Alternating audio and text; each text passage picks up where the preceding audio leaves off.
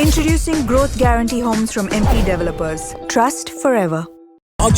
எந்த சமையலும் ருசி தேடும் ரகசியம் ₹20.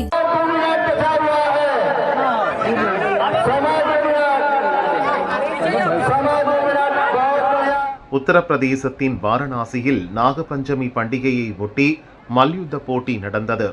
இதில் பல்வேறு மையங்களில் பயிற்சி பெற்ற மல்யுத்த வீரர்கள் களம் கண்டனர். அந்த வகையில் பாரதிய ஜனதா வார்டு கவுன்சிலர் கீதா சிங்கின் கணவரும் உள்ளூர் பாரதிய ஜனதா நிர்வாகியுமான ராம்சிங் கல்லு மல்யுத்த மைதானத்தில் களம் இறங்கினார்.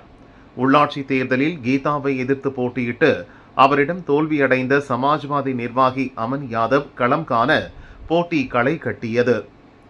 தேர்தல் பிரச்சாரத்தின் போது அமன் யாதவின் வியூகத்தால் தோற்கடிக்கப்பட்ட ராம்சிங் இம்முறை மல்யுத்த களத்தில் அதற்கு பதிலடி தர காத்திருந்தார்.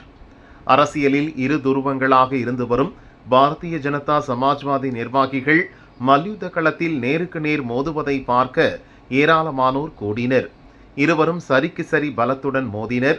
தலா 5 நிமிடங்கள் என 3 சுற்றுகளாக 15 நிமிடம் நீடித்த மல்யுத்த போட்டியில் இருவரும் கடைசி வரை சம பலத்துடன் இருந்ததால் போட்டி சமனில் முடிந்ததாக அறிவிக்கப்பட்டது.